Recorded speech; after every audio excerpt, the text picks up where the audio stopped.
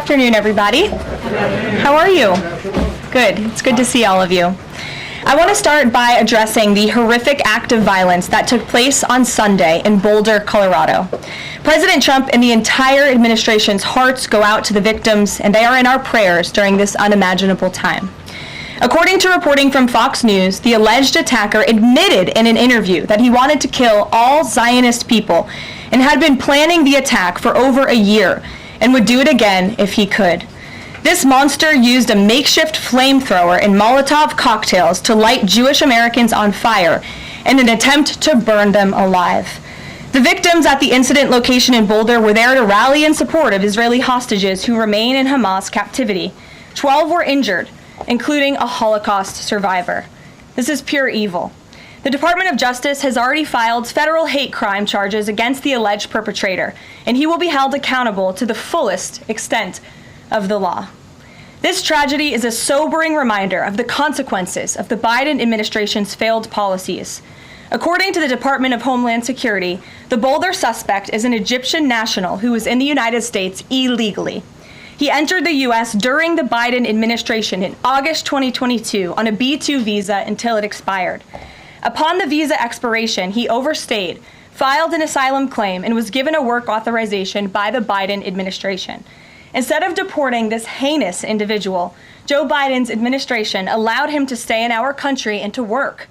President Trump sounded the alarm over these reckless Biden policies for years because this is the predictable result of letting anti-American radicals and illegal immigrants pour into our country. Immigration security is national security. And that's why the Trump administration, at the direction of our great president, has secured our border, strengthened our immigration system, and has taken immediate steps to protect the United States from foreign terrorists and other public safety threats. President Trump acted swiftly upon taking office to reform our visa issuance process to ensure that dangerous aliens who are intent on harming Americans or our national security interests are no longer admitted into our country. Under the Trump administration, aliens will only be admitted into the United States through the legal process and only if they do not bear hostile attitudes towards our citizens, our culture, our government, our institutions, or most importantly, our founding principles. Under President Trump, the United States has zero tolerance for foreign visitors who support terrorism. Violators of U.S. law, including international students, will continue to face visa denial or revocation and deportation. And illegal alien criminals will continue to be arrested and deported from our country.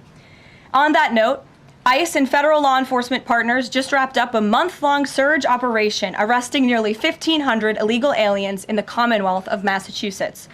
During the enhanced operation dubbed Operation Patriot, ICE Boston and other federal law enforcement personnel focused on transnational organized crime, gangs, and dangerous illegal alien offenders throughout Mass.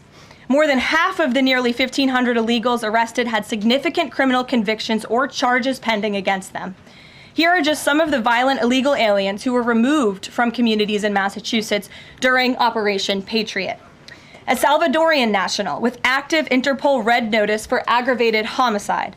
A Guatemalan national and registered sex offender who had pending criminal charges in Boston for 5 counts of indecent assault and battery on a person 14 or over.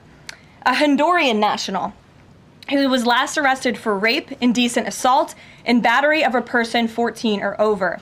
A Colombian national charged with kidnapping, aggravated rape, and indecent assault and battery on a person 14 or over. And a Guatemalan national who was convicted of murder in Boston. Also, a Brazilian national who was charged with aggravated rape of a child by force and possession of child pornography. Again, these are people who were living in the Commonwealth of Massachusetts. And lastly, a Salvadorian national whose criminal history includes charges of aggravated rape of a child by force. I don't think anybody in this room wants these types of heinous criminals in your communities. And it's thanks to this administration that they are being removed from our country. When Democrat-run jurisdictions released violent illegal alien criminals back into communities after making arrests instead of turning them over to federal immigration enforcement like they should, those Democrats are putting law-abiding Americans at risk. And these insane policies force law enforcement officials to make much more difficult arrests that put their lives, our law enforcement lives, in jeopardy. President Trump is incredibly grateful for our heroic officers on the front lines getting these violent illegal alien invaders out of our communities. Law and order is back in America under President Trump. And on that same note, there are new crime statistics that show crime is plummeting. In fact, Politico summed it up like this. Murder rates are tumbling across the U.S. in 2025. Homicide stats are down at least 20% over last year, and we could be on course for the lowest number on record. With President Trump in charge, the days of criminals being put over victims are over. On the topic of immigration, the Washington Post just ran one of the most ridiculous headlines ever, even by their standards. And on my very first briefing, several months ago, I said I would hold anyone accountable in this room. The Washington Post actually had this headline, "The Mysterious Drop in Fentanyl Seizures on the U.S.-Mexico Border." How is this mysterious? There is no mystery about why there is a decrease in fentanyl coming into the United States. This administration's strong border policies are the reason there has been a decrease in fentanyl trafficking. His strengthened relationship with Mexican President Sheinbaum and all of the measures he has been taking to deter illegal human and drug trafficking at our United States southern border is the reason for plummeting fentanyl seizures at the U.S. border. There is nothing mysterious about that, and we'd like to see the Washington Post update their headline accordingly. This is clearly trying to intentionally manipulate the minds of the Americans, and I think the American people understand why there's been a fentanyl drop. In our office responded to this inquiry. We provided a whole host of the reasons that fentanyl seizures at the southern border have dropped, and the Washington Post refused to run them, and that's despicable. In other news, positive economic reports continue to flood in. Inflation dropped to 2.1% in April. Personal income increased 0.8% in April. So inflation is down and wages are up. That's almost triple the expectations and against the doubts of nearly everyone in this room.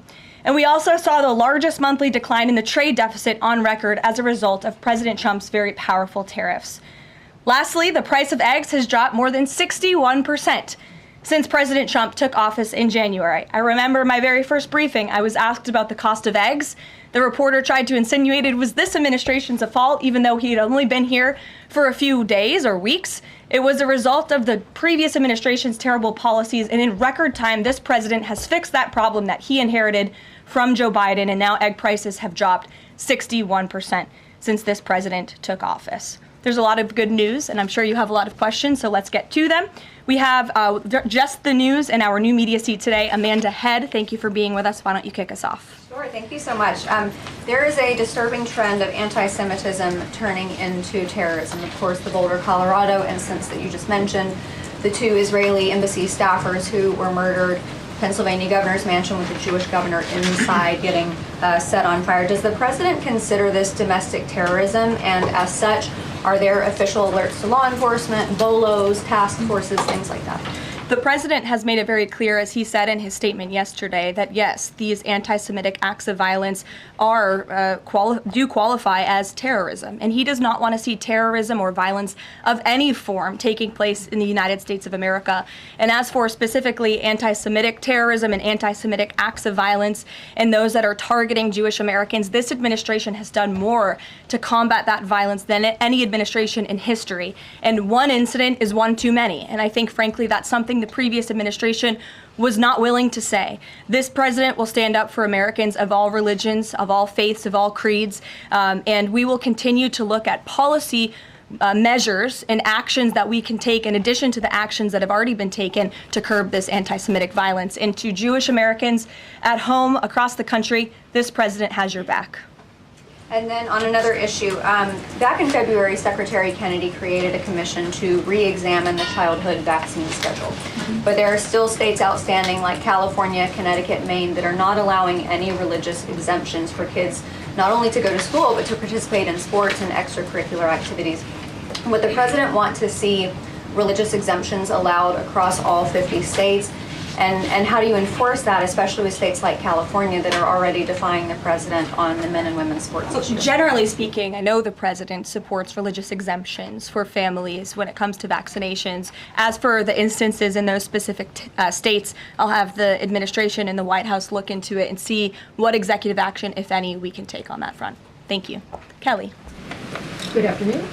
We're now in we're in hurricane season, and obviously there is great concern every year about the potential for that. Can you speak to how the president is planning to have the level of support, should it be needed, to be as it has been with a reduction in the workforce? And is he still comfortable with Administrator Richardson, who had talked, whether joking or not, about not being aware of a hurricane season for this country? What is the president's level of briefings on what may be required? If you could give us kind of an overall update on that. Sure. Well, of course, we know that we are into hurricane season now, and I know FEMA is taking this seriously, contrary to some of the reporting we have seen based on jokes that were made and leaks from meetings. But Secretary Kristi Noem and the FEMA leadership are all over this. They are committed to ensuring that federal resources and tax dollars are there for Americans in need. And the president continues to review requests for emergency aid and carefully considering them.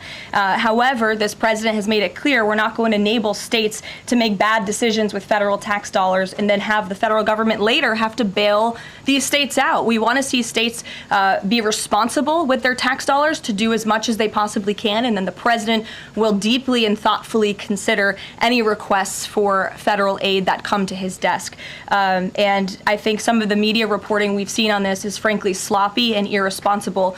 There are serious people who are taking this issue seriously, starting with the president himself, who, as you know, on his first domestic trip back in office, visited both North Carolina and California, both of which were, of course, hit by natural disasters when he wasn't even president, but he took ownership of that and visited those places and those people immediately. Is it Brian? about hurricane season appropriate, though, now that this is serious business, as you talked about? It's serious business, Kelly, and I'm not going to engage in such fodder with a question like that. Brian? Thank you, Caroline. Reuters was reporting that there is a letter that is meant to be sent to other countries, which would give these countries a deadline of Wednesday to produce their best offer on the trade matter. Why does the administration feel the need to send this letter? And I have one more follow-up on trade. Sure. I can confirm the merits in the content of the letter. USTR sent this letter to all of our trading partners just to give them a friendly reminder that the deadline is coming up. And they are in talks. Ambassador Greer, Secretary Bessent, Secretary Lutnick are in talks with many of our key trading partners around the globe. As you know, Brian, I know the Wall Street Journal has covered this quite heavily. And they continue to be engaged in those discussions. And this letter was simply to remind these countries that the deadline is approaching and the president expects good deals, and we are on track for that, I will emphasize. On the trade side, though, when the deal with the United Kingdom, there was this idea of a reprieve on the auto tariffs. Is the president looking to do another similar deal on the sector-by-sector reduction in tariffs, or is this more going to be deals related to the reciprocal tariffs that were announced months ago? Well, as I've said previously from the podium, and the president has discussed as well, each country has unique advantages, unique challenges to it based on their markets and what they export to us and what we export to them. And so that's why the president smartly advised his trade team to engage in tailor-made deal-making. And we saw that with the United Kingdom, and we will see that with other countries as well. Kate. Does the president support the Senate moving forward with a bill imposing heavy sanctions on Russia? Look, the president has spoken about his position on sanctions on Russia. He has smartly kept this as a tool in his toolbox if necessary, but I think the Senate and everyone on Capitol Hill respects the president is the commander-in-chief for a reason. And as you know, Russia and Ukraine engaged in direct talks yesterday. That was at the encouragement of this president when he spoke to both leaders of both countries via phone just a couple of weeks ago. And so I would just like to remind everybody how far we have come in just 4 months. I mean, it was inconceivable last year at this time for Russia and Ukraine to be engaged in direct talks. And it's because of the president's insistence and determination to get this war to an end that these countries sat down yesterday. So he's willing to use sanctions if he needs them, and the Senate and the Capitol Hill understand that the president is the commander-in-chief and he's leading United States foreign policy as he should. And on Iran, the president said that the U.S. would not allow for any uranium enrichment, but the proposal offered to the Iranians reportedly allows for low levels of enrichment. Can you explain that discrepancy? I'm not going to comment on alleged details of the report. We're not going to negotiate through the media out of respect for these ongoing discussions and negotiations that Special Envoy Witkoff is leading. The president made his position very clear on Truth Social last night. In fact, it couldn't be any more clear, and I would reiterate that's his position. Special Envoy Witkoff sent a very detailed and acceptable proposal to the Iranian regime that the president hopes they will accept, and if not, they will face grave consequences, as the president himself has reiterated. Sure. Thanks, Caroline. You're welcome. A couple of things, if I may. Firstly, can you confirm whether or not President Trump is going to be going to the NATO summit in The Hague later this month? I can confirm he will be going to the NATO summit, yes. Great, thanks. And another question on the Netherlands, in fact. Just wondering if you have any reaction to the collapse of the Dutch government there after the anti-EU and anti-Islam leader Geert Wilders, who's been described as a Dutch Trump, pulled out of the government there. I don't have a comment on that, but certainly we should and we will get you one, okay? Thanks. You're welcome. Brett.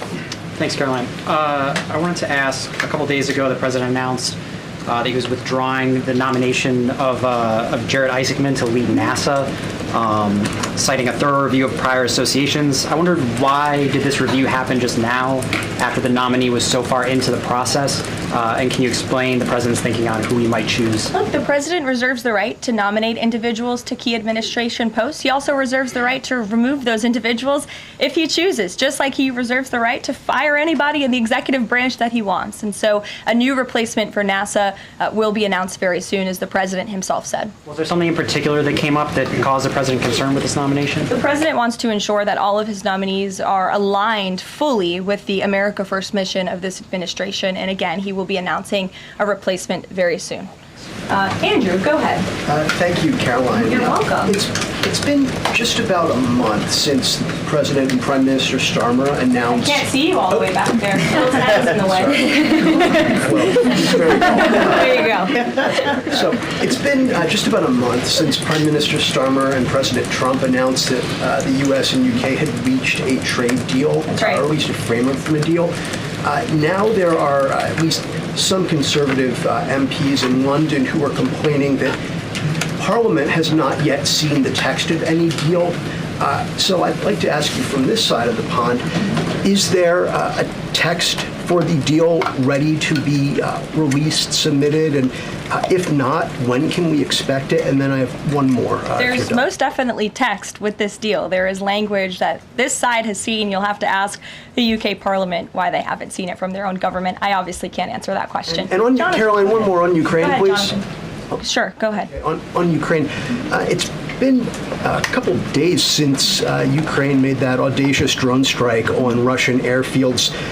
The president hasn't said a word about it, and usually he's not shy about making his thoughts known on the war. Or, it's not bad on the war or any other subject. What have you heard from him on this audacious drone strike? Is he surprised? He said that Zelensky didn't have the cards when they met in the Oval Office a few months back. Does Zelensky possibly have some cards that the president hadn't known about? Look, the president's thinking on the Russia-Ukraine war as it stands, I spoke to him about it just this morning, is he remains positive at the progress that we've seen. Again, he urged both leaders to sit down and talk directly with one another, and they did that. Russia handed over a memorandum of peace, or a peace plan, or a suggestion of one, I understand, to the Ukrainian side. They also agreed upon the exchange of prisoners or hostages from each other's countries. So he remains positive about the progress that we're seeing, but he also is a realist, and he realizes these are two countries that are at war and have been for a long time because of his predecessor's weakness and incompetence. So he's working hard to solve this conflict, and that's where his mind is right now on it. Jonathan, go ahead. Thank you. Same topic, just to put a finer point on it. Does President Trump approve of Ukraine's decision to strike nuclear-capable bombers in Russia? I would like to let the president speak on that himself. And just to follow up, has the president... I would just add to that, the president does not want to see this war prolonged. He wants the fighting to stop, he wants people to stop dying, and he wants this to be solved at the negotiating table. The reason he is so deeply involved and has spent so much time and effort on this war is because he hates to see people dying. Again, these are not Americans that are being killed. These are Russians and these are Ukrainians. This is a war very far away. But this president truly cares about peace, and that's what he wants to see. What is President Trump doing to ensure that a similar internal drone attack doesn't happen here in the US, given this was done at pretty low cost, very stealthily?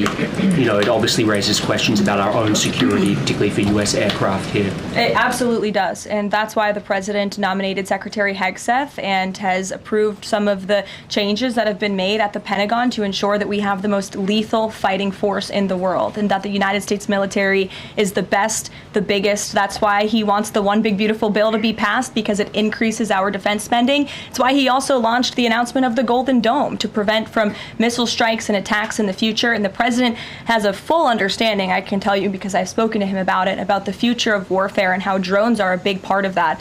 And I will not get ahead of our policy team, but I think you can expect to see some executive action on that front in the very near future. Caitlin. Two questions for you as well. On the Big Beautiful Bill, you said recently that it is, quote, blatantly wrong to say that it adds to the deficit. You essentially said that an estimate from the Congressional Budget Office and other scorekeepers you believe are wrong. But Republicans like Ron Johnson and Rand Paul disagree. They are saying that it will add to the deficit. That is their concern. Is the White House's position that those two Republican senators are, quote, blatantly wrong? It is. Those senators, it's not news that they disagree with this president on policy, and the president has vocally called them out for it and for their not having their facts together. I would add the Congressional Budget Office has been historically wrong. In fact, they predicted the Trump tax cuts from the president's first term in 2017. Their prediction was wrong by $500 billion. Those tax cuts had nearly $500 billion more of revenue than the Congressional Budget Office scored. And I would also point out, I don't think many people know this, there hasn't been a single staffer in the entire Congressional Budget Office that has contributed to a Republican since the year 2000. But guess what? There have been many staffers within the Congressional Budget Office who have contributed to Democrat candidates and politicians every single cycle since. So unfortunately, this is an institution in our country that has become partisan and political, and we are very confident in our own economic analyses of this bill. There is $1.6 trillion in savings, and our Office of Management and Budget Director, Russ Vought, is a fiscal hawk. He is well known in this city for being a well-respected fiscal hawk. He has tools at his disposal to produce even more savings. And as you know, the White House will be sending our rescissions package to Capitol Hill today. And on immigration, the other day that the Homeland Security Secretary said, and I'm quoting her now, that an illegal alien threatened to assassinate President Trump and highlighted his arrest. A man has now admitted to framing him, saying that he wrote the letter that the DHS Secretary Christina posted online. Last I checked before I came into the room, that post is still up from DHS. Does the White House expect them to issue a clarification or a correction on that front? We can ask the Department of Homeland Security and get back to you. Jeff.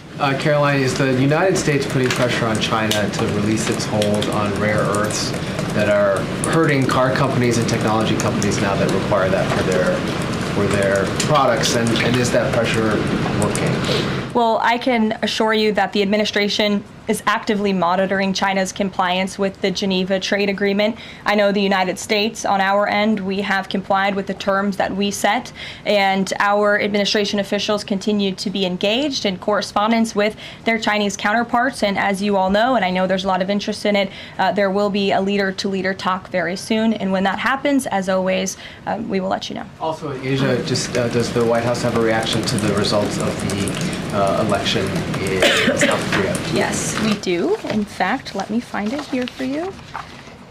It should be somewhere in here. Thank you.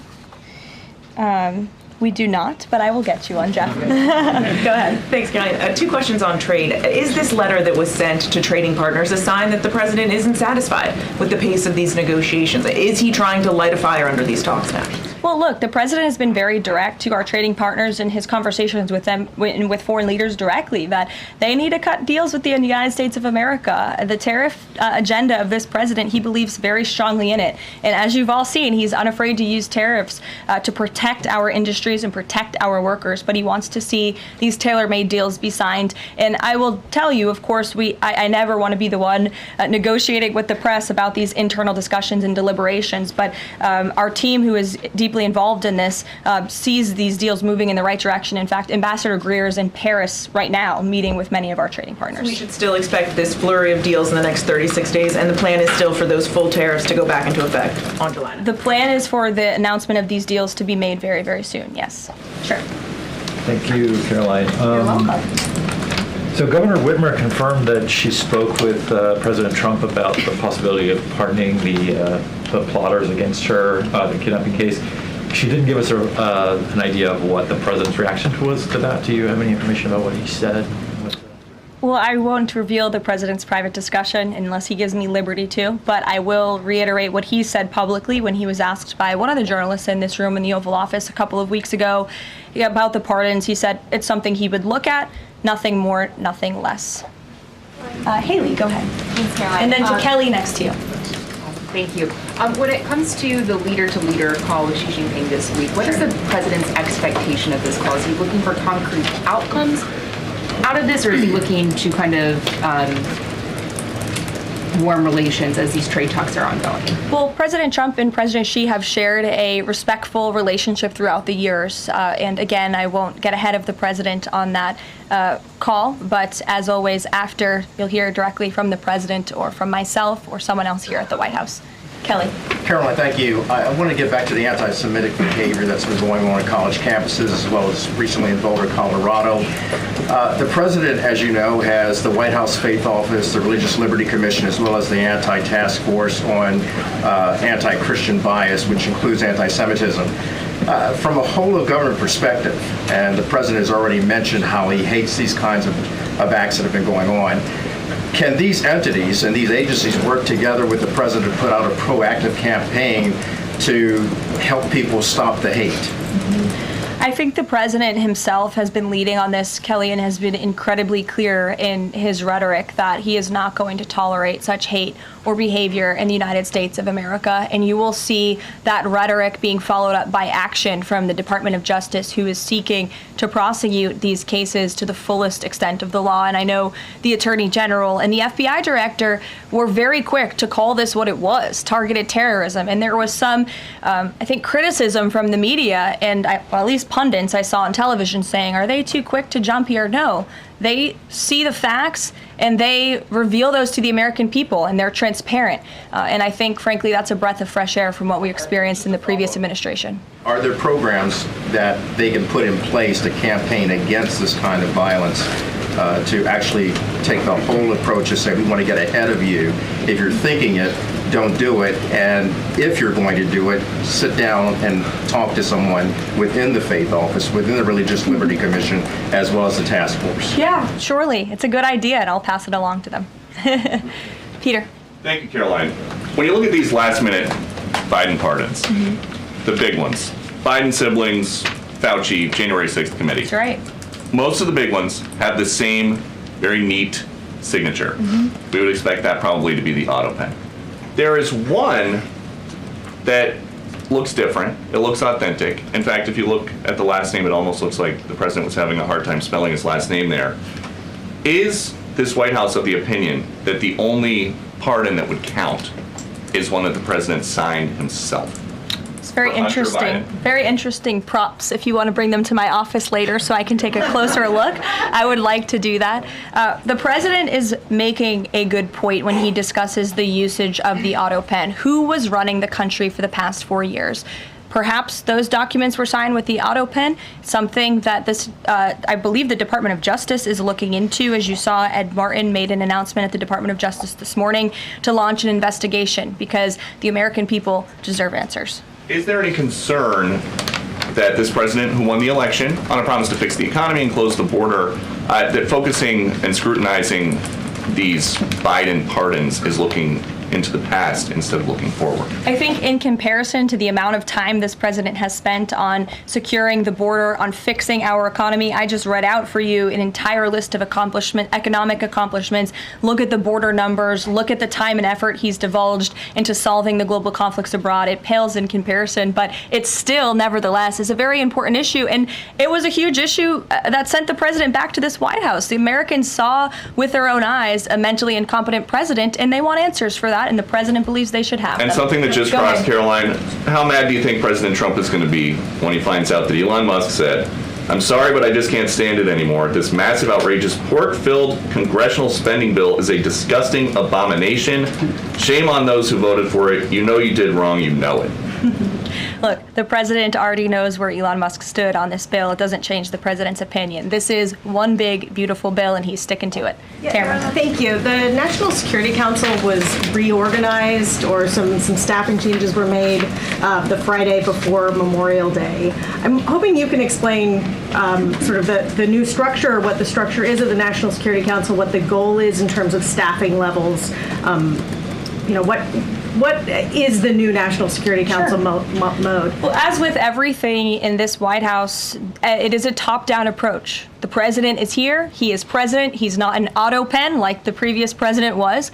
He's very much involved in literally every policy discussion and decision that takes place. And we felt it was best to reorganize the National Security Council to respond to that top-down approach that we have here in this White House, and to streamline the efficiency and the effectiveness of the National Security Council. And I would add that Secretary of State Rubio and now National Security Advisor Rubio is doing a tremendous job at leading the National Security Council. He knows the president. He understands where the president is on these issues. He's great to work with here at the White House. I can tell you that. I appreciate seeing him a lot more in the building. And he and the president and the entire National Security Council, who's made up of great patriots who love this country, are doing a tremendous job on the many conflicts around the world that this administration inherited. Is there a goal staffing level? I'm sorry? Is there a goal for the staffing level, like the number of people who would be in this National Security Look, we Council? just want the National Security Council to be as efficient as possible, and if staffing needs are necessary, I'm sure Secretary Rubio would not mind hiring people if necessary, but again, we've been working with them day in and day out, and they're chugging along and doing great work. Sure. Thank you, Caroline. Two questions, if I can. President Trump got involved himself in presidential election in Poland by supporting a conservative candidate who ultimately won. Yeah. What does it mean for the future U.S.-Polish relations? What's likely to change? Well, I believe the president is obviously pleased to see the result of the Polish elections. He met with Karol Nawrocki, if I'm pronouncing that correctly. Yes, Nawrocki. Okay, thank you. I appreciate your insight on that. He met with him at the White House, and he told them, you're going to win because you support common sense. And he supported strong borders in Poland. He supported an end to the woke, radical DEI stuff that we've seen not just here in the United States, but really take over Europe and, frankly, the whole world. He was very outspoken about that. And I was reading the reports about how the Polish people felt about this man, and they felt like he was putting the needs of Poland first. And that's a very refreshing feeling, one that we know very well here in the United States of America. So, as you know, the United States and Poland have always had a very deep and strong relationship, friendship. They're a great ally, and I know the president continues to look forward to working with them. We have one more on Ukrainian drone attack on Russia. Was President Trump informed in advance by Ukraine that the attack is coming? He was not. Carrie. Caroline, so I just want to go back to the issue on the anti-Christian bias as well as issues on anti-Semitic issues. Senator Grassley just put out a report saying that the FBI files have showed that the Catholic group targeting was way more prevalent within the FBI during the Biden era than was previously shown, as far as former FBI Director Christopher Wray was putting out there during congressional testimony. Can you discuss here what President Trump would like to see in terms of consequences within the FBI as far as those who were involved? Also, the second question, if the DOJ finds that the auto pen was used by President Biden, should those actions that were used with the auto pen, should they be null and void? I'm not going to get ahead of the Department of Justice's investigation into the usage of the auto pen. And again, the question is not, was the auto pen used? It's whether or not the President of the United States knew it was being used, and if not, who was using it in his name, which is clearly illegal behavior. Deanna. Thanks, Caroline. One on foreign policy, one domestic, if I can. Sure. On foreign, just speaking to the president's Truth Social post about Iran recently, saying that there will be no uranium enrichment. Is he saying that that's a red line for him or no? I already answered this question. The president's been very clear about where he stands on that. Okay, and then on domestic, there's a report that Laura Loomer met with the vice president today. Can you speak to her relationship with the administration and if she's informally advising in any way? She is not. I do know she met with the vice president. As for what was discussed in that meeting, I would defer you to his team. Thanks, Caroline. I had one question on anti-Semitism, one question on China. So for years, radical leftists and Islamists have been calling for so-called globalize the Intifada. Do you believe this is a call for violence against Jews? And do you think these attacks on Jews around our country is what globalizing the Intifada looks like? I don't want to speak to the merits of those claims without looking into them, but as I said, any violence against Jewish Americans will be prosecuted to the fullest extent of the law. Absolutely. And also, Secretary of State Rubio made an announcement saying he'll be revoking visas of certain Chinese students, including those with connections to the Chinese Communist Party.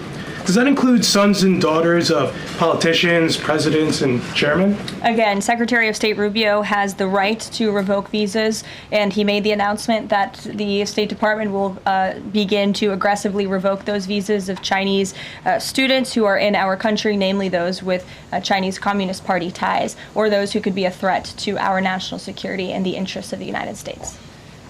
Should both of you, go ahead and then back to you. Thank you. There are now reports that Israeli forces are firing on Palestinians trying to get aid from the Gaza Humanitarian Foundation. After 20 people, according to the Red Cross, have arrived to the hospital that they've set up with gunshot wounds, have died from them. Is this administration aware of these? And I mean, what is being done to address this situation? The administration is aware of those reports, and we are currently looking into the veracity of them because, unfortunately, unlike some in the media, we don't take the word of Hamas with total truth. We like to look into it when they speak. Unlike the BBC, who had multiple headlines. They wrote, Israeli tank kills 26, Israeli tank kills 21, Israeli gunfire kills 31, Red Cross says 21 people were killed in an aid incident, and then, oh wait, they had to correct and take down their entire story, saying we reviewed the footage and couldn't find any evidence of anything. Oh. Okay, so we're going to look into reports before we confirm them from this podium or before we take action, and I suggest that journalists who actually care about truth do the same to reduce the amount of misinformation that's going around the globe on this front. Can you talk about the change in the leadership of the organization? What does that mean going forward, and why so early on is this happening? What organization? The Gaza Humanitarian Foundation.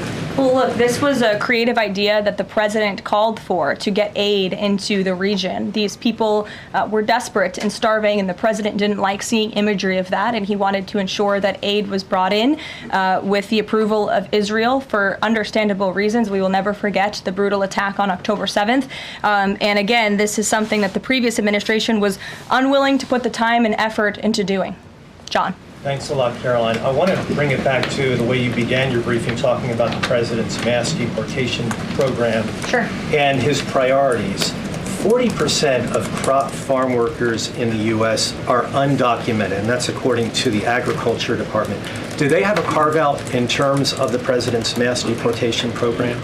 The president and the Trump administration have been very clear. If you are in the country illegally, you are subject to deportation. Is there any concern that, given that large number, if that number is correct, 40% of crop farm workers being undocumented, that could impact the food supply here in America if those individuals that obviously help pick crops all across the country are deported en masse?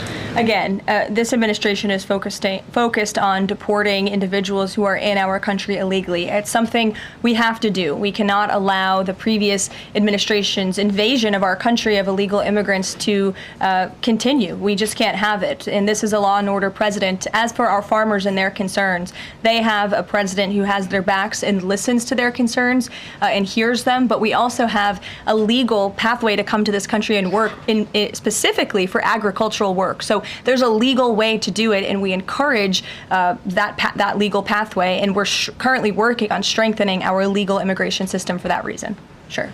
Thank you, Caroline. I just wanted to follow up on your statement last week regarding the Maha report.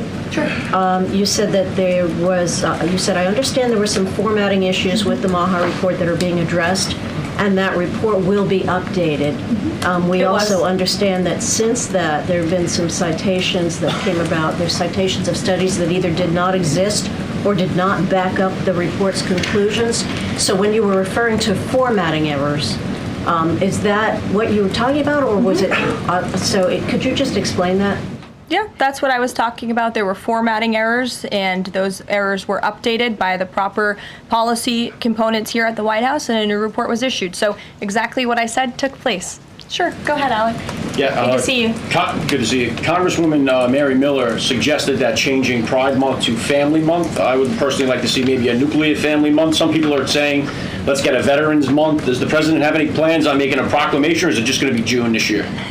Well, there are no plans for a proclamation for the month of June, but I can tell you this president is very proud to be a president for all Americans, regardless of race, religion, or creed. Caroline. Reagan, go ahead. Thank you, Caroline. And then I'll go to you. Thank you. You're welcome. Colorado passed sanctuary protections for illegals 1 month before the terrorist attack this weekend. 2 questions. Why did the DHS remove the sanctuary cities list that it had published, which was ordered by the president? And then what is the administration going to do to further crack down on sanctuary jurisdictions to prevent attacks like what happened in Colorado? Sure. The Department of Homeland Security will be issuing a new list of sanctuary cities, an accurate list of sanctuary cities. As for what we're doing to crack down, the president has signed various executive orders and has directed the Attorney General to prosecute federal, state and local officials who are not complying with federal immigration authorities and, most importantly, federal immigration law. Thanks, Caroline. Thank you, Caroline. Caroline. Thank you very much.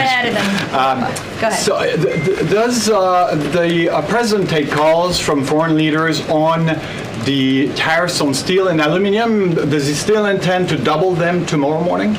The president will be signing that executive order today, and steel and aluminum tariffs will be going to 50%, yes. No way it's going to change, or it's going to be suspended? He made that announcement in Pennsylvania, and he plans to deliver on that promise to Pennsylvanians. And why is he hiking it? And Ed, go ahead. Yes. I can answer that, but go ahead, Ed. Oh, yes. Thank you, Caroline. So a Chinese Foreign Ministry spokesperson today said that the U.S. imposed harmful measures like new chip controls and pledging to revoke Chinese student visas. So are the Chinese the victims in this trade back and forth? Look, I don't think anyone is the victim. These are two strong countries, and as I said, the president has a good relationship with China's president and leader, and that discussion will take place later this week. And what other authorities is the president looking at for tariffs should the decision in the appeals court not go his direction? Well, right now, his tariffs remain in effect. We spoke at length in my briefing last week about that decision that came down from the International Trade Court, which has been put on pause because the president absolutely does have the authority to implement tariffs and to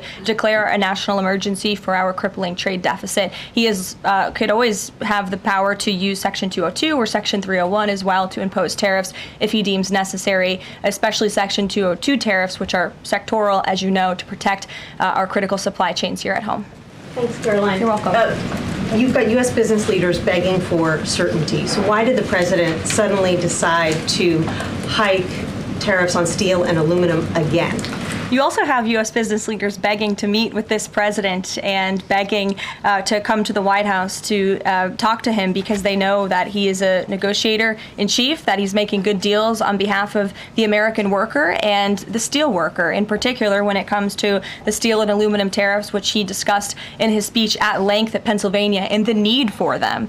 And I would just add, I was at that speech on Friday with the president, and there were 2,000 steel workers and their families in the room, many of them wearing their hard hats. I spoke to one backstage who said this is the greatest thing that has happened for that community in Pittsburgh, Pennsylvania in 60 years, because this is a president who doesn't just talk the talk, he walks the walk too, and he's delivering on his promises to bolster our steel and aluminum industries in this country and to protect those jobs. If not for this president, that steel plant in Pittsburgh, Pennsylvania would have closed. Those jobs would have been lost, and the president saved that company, he saved those jobs, and he's saving that community, and that's the intention of the steel tariffs, which he will sign later this afternoon. Thank you very much, everyone. We'll see you later. Thank you. Friday for Steve, everything?